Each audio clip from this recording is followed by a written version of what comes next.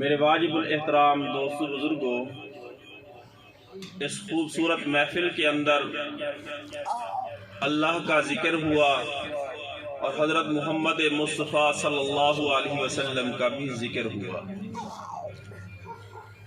دنیا کے اندر ضابطہ یہ ہے کہ انسان جس کا ذکر کرتا ہے اس کی محبت دل میں بیٹھ جاتی ہے۔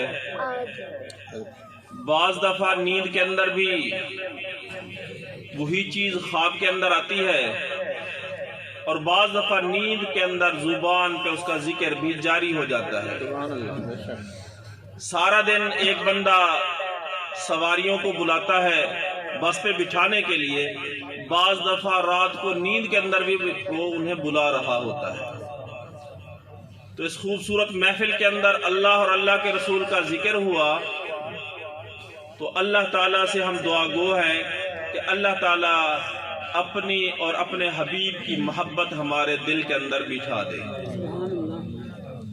اللہ کا ذکر کیا جاتا ہے، ذکر کی مجالس ہوتی ہیں، اور جتنے بھی اکابرین ہیں، اولیاء اللہ ہیں، وہ جو وظائف بتاتے ہیں اس میں قدر مشترک ہوتا ہے کہ آقا صلی اللہ علیہ وسلم پہ درود پڑھا جائے، یعنی اللہ کا ذکر بھی ہو اور اللہ کے محبوب کا بھی تذکرہ ہو۔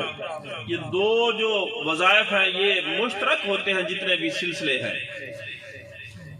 تو یہ جو محفل ہوتی ہے اس میں بار بار ذکر کرنے کی جو منشا ہے وہ یہ ہے کہ اللہ اور اللہ کے رسول سے محبت ہو جائے، ہمارے دل میں رچ بس جائے، اور یہ دونوں مطلوب ہیں۔ آقا صلی اللہ علیہ وسلم کی محبت کے بارے میں آقا صلی اللہ علیہ وسلم نے خود ارشاد فرمایا۔ اب سوال یہ پیدا ہوتا ہے کہ کتنی محبت کریں، اس کی کتنی مقدار ہونی چاہیے، کیا معیار ہونا چاہیے؟ تو آقا صلی اللہ علیہ وسلم نے خود ارشاد فرمایا، لا یؤمن احدکم، تم میں سے کوئی ایک کامل ایمان والا نہیں ہو سکتا حتیٰ اکون احب الیہ، حتیٰ کہ مجھ محمد سے وہ زیادہ محبت کرے، اپنے والدین سے بڑھ کر، اپنے رشتہ داروں سے بڑھ کر، تمام انسانوں سے بڑھ کر، اپنے آپ سے بڑھ کر محبت کرے۔ اب یہ محبت کی مقدار بتائی گئی کہ اتنی محبت ضروری ہے۔ اب ذکر کی مجلس اسی لیے ہوتی ہے کہ اللہ کی محبت دل میں بیٹھ جائے، بار بار درود اسی لیے پڑھا جاتا ہے کہ آقا صلی اللہ علیہ وسلم کی محبت بیٹھ جائے اور آقا صلی اللہ علیہ وسلم کا دیدار نصیب ہو جائے، سچی نسبت جڑ جائے، سچا تعلق جڑ جائے۔ تو اب محبت کتنی ہونی چاہیے کہ وہ اپنے آپ سے بڑھ کر، تمام انسانوں سے بڑھ کر، والدین سے بڑھ کر۔ اب کیسے پتہ چلے گا کہ یہ ذکر کی مجلس ہوئی اور ہمارے دل کے اندر یقیناً ہم میں سے ہر ایک کا دل باغ باغ ہے۔ مختلف حضرات نے مختلف انداز کے اندر اللہ اور اللہ کے رسول کا ذکر کیا ہے، ہر ایک کا دل باغ باغ ہے۔ اب پتہ کیسے چلے گا یہ باغ باغ ہے اور محبت اس پیمانے پہ پہنچ چکی؟ اس کی ایک نشانی بتاتا ہوں، پھر مختصر سے ذکر اور دعا۔ ایک ہی بات، بڑی توجہ کی ضرورت ہے۔ وہ نشانی کیا ہے؟ اب کہنے کو میں بھی دعویٰ کر دوں کہ مجھے بڑی محبت ہے، ہم میں سے ہر ایک دعویٰ کر سکتا ہے میں سچا عاشق رسول ہوں، پتہ کیسے چلے گا کہ ہم عاشق رسول ہیں؟ یہ نشانی بتانا چاہتا ہوں، اس کی مجھے بھی ضرورت ہے، آپ کو بھی ضرورت ہے۔ کوئی بھی چیز ہے جب تک اس کا تقابل نہیں ہوتا پہچان نہیں ہوتی۔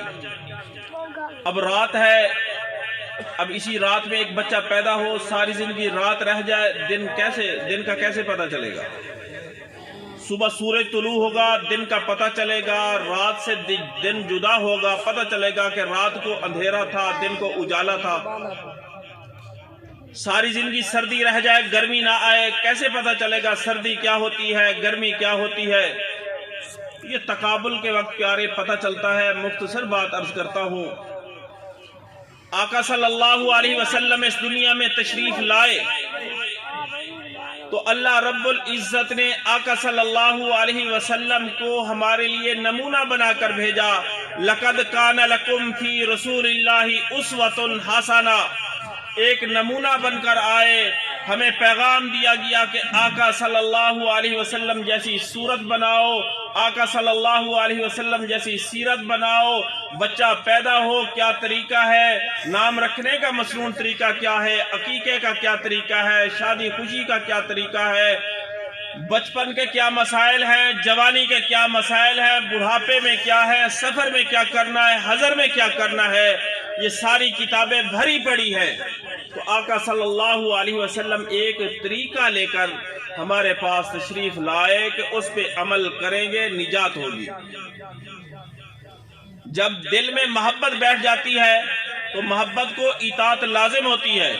اللہ تعالیٰ بھی ارشاد فرماتے ہیں قُلْ إِن كُنْتُمْ تُحِبُّونَ اللَّهَ فَاتَّبِعُونِ يُحْبِبْكُمُ اللَّهُ، اے پیغمبر فرما دیجیے اگر تم اللہ سے محبت کرنا چاہتے ہو تو محمد صلی اللہ علیہ وسلم کی اطاعت کرو۔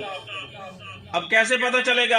اصل بات کی طرف میں توجہ دلانا چاہتا ہوں، وہ پتہ ایسے چلے گا کہ اس دنیا کے اندر پھر ہمارے دشمن ہے، دنیا دار الامتحان ہے، نفس امارہ بھی ہمارا دشمن، یہ جو ماحول کلچر یورپ نے یہ موبائلوں کے ذریعے اپنا طریقہ بھیجا یہ بھی ہمارا دشمن، یہ ماحول ہمارا بہت خطرناک دشمن ہے۔ جیسے وہ عورتیں فیشن کرتی ہیں، یہاں مسلمان عورتیں بھی ان کی نقالی کرنے کی کوشش کرتی ہیں، اور جیسے ان کی صورت ہوتی ہے ہمارے نوجوان ویسی صورت بنانے کی کوشش کرتے ہیں، ان کا لباس ہمارے نوجوان مسلمان ان کی طرف لپکتے ہیں، اس کو لینے کی کوشش کرتے ہیں اور آقا صلی اللہ علیہ وسلم کی صورت اور سیرت سے دور کرنا چاہتے ہیں۔ اب یہ محنت ہے اور شیطان بھی بہت بڑا دشمن ہے، ان الشیطان لکم عدو مبین۔ اب چونکہ ہم پھنس گئے، یہ سارے ہمیں اصل راستے سے ہٹانا چاہتے ہیں آقا صلی اللہ علیہ وسلم کی اطاعت سے۔ تو اب تقابل کے وقت پتہ چلے گا، ایک طرف باطل کا کلچر اس کا طریقہ پکار کے کہتا ہے، بالفرض ایک مثال لیتے ہیں، وہ کہتا ہے کہ یہ داڑھی مڈاؤ، ٹیلی ویژن کے اندر دیکھا، موبائل کے اندر دیکھا کہ غیروں نے اپنی داڑھی پہ اسطرہ چلایا تو نوجوان مسلمان بھی اسطرہ چلانا شروع ہو گیا۔ اور آقا صلی اللہ علیہ وسلم روزہ اطہر کے اندر پوری توجہ اور نورانیت کے ساتھ تشریف فرما ہے، زندہ ہے، حیات ہے، آقا صلی اللہ علیہ وسلم کا دل دکھ رہا ہے اور مسلمان اپنے چہرے پہ اسطرہ چلا رہا ہے اور ساتھ دعویٰ کرے کہ میں عاشق رسول ہوں، ابھی محبت اس کے قریب بھی نہیں گئی، یہ خالی ابھی زبان تک ہے، جب یہ محبت دل کے اندر بیٹھے گی اپنے چہرے پہ کبھی اسطرہ نہیں چلائے گا۔ تو اس پورے مجمع میں سے آج کے پروگرام کی برکت سے جس کے دل تک یہ محبت پہنچ چکی ہے وہ ہاتھ کھڑا کر کے وعدہ کرے آج کے بعد میں اپنی داڑھی نہیں مڈواؤں گا تاکہ یہ پروگرام قبول ہو جائے۔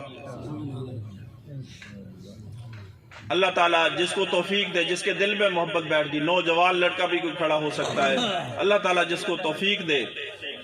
روزانہ فرشتے تسبیح بیان کرتے ہیں، سبحان من زین الرجال باللحى وزین النساء بالزوائب، کہ پاک ہے وہ ذات جس نے مردوں کو داڑھی کے ساتھ خوبصورت کیا اور عورتوں کو مینڈیوں کے ساتھ خوبصورت کیا۔ چلو بھی اب آپ کے ذمہ ہے، میری بات پوری ہو گئی۔ نوجوان کوئی لڑکا کھڑا ہو، ایک کھڑا ہو جائے پورے مجمع میں سے، کوئی بابا کھڑا ہو جائے تاکہ آقا صلی اللہ علیہ وسلم کی شفاعت نصیب ہو۔